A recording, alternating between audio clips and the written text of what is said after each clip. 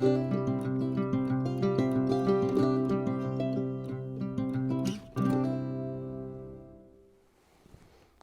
there, I'm Pastor Eric Tritten from Gloria Dei Lutheran Church in Hudson, Ohio, and this is a weekly word. And we are working our way through C.S. Lewis's book, The Lion, the Witch, and the Wardrobe. And today I want to talk with you a little bit about the third child of the Pevensey children, a young man by the name of Edmund. And Edmund is just, he's not very nice. He's sarcastic with his older siblings, Peter and Susan.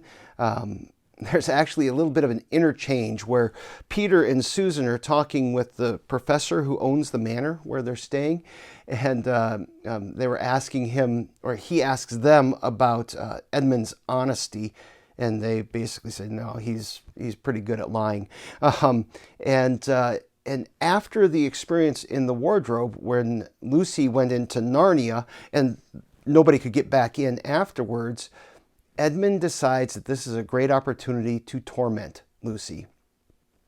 And he basically torments her primarily about Narnia. So the next rainy day, the children choose to play hide and seek in the house. Again, it's a big place. There are lots of places to hide, including, you may have guessed it already, the wardrobe. Now, at this point, Lucy's kind of starting to doubt whether she actually went to Narnia. You know, she's been made fun of and everything, and and she's kind of confused by what's going on here. But as she's looking for a hiding place, she goes by the room where the wardrobe is, and she decides she's going to check it out. And she goes in, and you see her go into the wardrobe, and Edmund is watching the whole time, and he decides that he's going to go in too, that he's going to use this as an opportunity to make fun of her and to give her a hard time. But this time, Narnia is there. So they enter into Narnia. Lucy goes first. Edmund doesn't see her. But Edmund does come out by the lamppost, just like Lucy did the first time. And Lucy has already gone off to Tumnus's to see how he's doing. But Edmund is going to meet the White Witch. So we find Edmund out in the cold. He's kind of sulking because Lucy's already taken off, and he's out here and he's cold and he doesn't know what to do. And this sleigh comes by with a very clearly important person in the back, a large, beautiful woman. She's proud and she is stern, and it is the Queen of Narnia. And as I think about the Queen and the way that she presents herself in the story, or the way that Lewis presents her, I think of a passage in the scriptures that tells us that the devil likes to masquerade as an angel of light. And there is another proverb that we use that says that appearances can be deceiving. And that is exactly the case with the White Witch. She's there, she's beautiful, she very much is a regal figure, but she's a witch. And she is the manifestation of evil in Narnia. And the way that she presents herself reminds me of another important proverb, the devil lies. In fact, in John chapter, I believe it's John chapter 6, Jesus says that when the devil lies, he speaks his native language. But of course, Edmund doesn't know any of this. He just knows that he has met a queen. And as an English citizen, he knows how to respond appropriately when meeting royalty. And at first, the witch is very harsh with Edmund. She recognizes that he is human. She recognizes that there is a danger to her in this child, but she also is crafty, and she chooses to use this as an opportunity to learn some more about who Edmund is and where he's connected. So she changes her tone with Edmund, and what she's doing is she's manipulating him. And there's probably an important lesson in that, as we deal with people, to learn to recognize when people sometimes manipulate, and the way that they treat people is sometimes to their own advantage.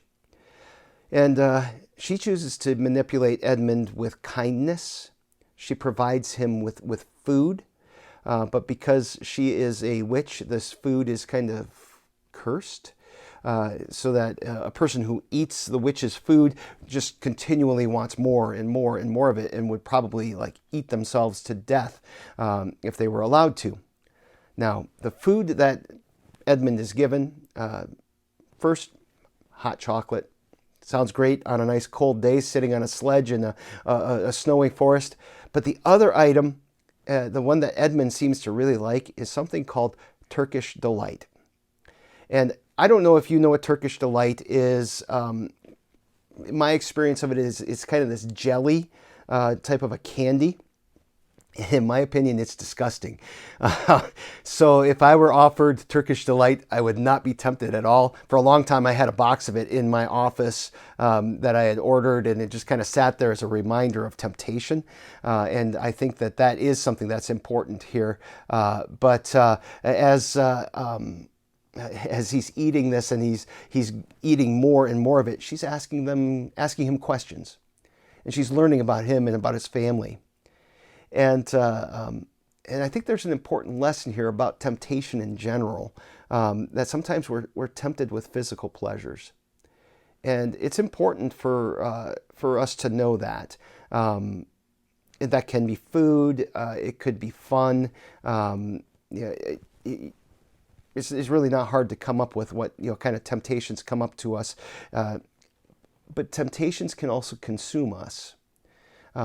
And we can begin to desire them more and more and more.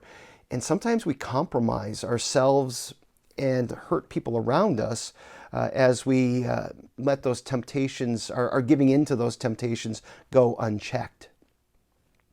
And as the queen is talking with Edmund, she feeds his jealousy and his cruelty, especially once she learns that there are 4 children, 2 sons of Adam, 2 daughters of Eve. She tells him that he will be a prince because he's by far clearly cleverer than the others.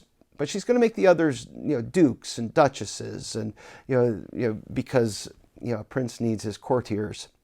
And she urges him to lie to his siblings when he gets back to be with them. And boy, oh boy, there's a lot of things that we could talk about with our kids in terms of if somebody asks them to lie to their family, to their parents, how important speaking the truth is, not just in the sense of, we should always tell the truth, but, for their own safety as well. And in the process, Edmund betrays Tumnus. He doesn't know him by name, but he does describe a fawn that Lucy was spending time with and enjoying. Edmund reveals, that there is this family, that there are 2 sons of Adam, 2 daughters of Eve, 2 boys, 2 girls. And again, we've not yet been told the significance of this information, but it's coming. And I also think it's important to notice the biblical creation identity here. We don't often think of ourselves as sons of Adam and daughters of Eve, although there is a tradition of that in the history of the church. But to recognize ourselves as creatures, I think, is a really important thing. Just the same way that God created Adam and Eve, we have been created. And to think about what that does to our relationship with God, and then our relationship with one another as fellow creatures, and even our relationship with the world too. So in the end, Edmund aligns himself with the witch. And this is going to be important because just as in Genesis chapter 3, when God confronts Adam and Eve with their sin, he tells them that he tells the serpent that he's going to put enmity between the serpent and the woman, between the serpent's seed and the woman's seed. There's very clearly a sense that there's going to have to be a wedge driven between Edmund and the witch.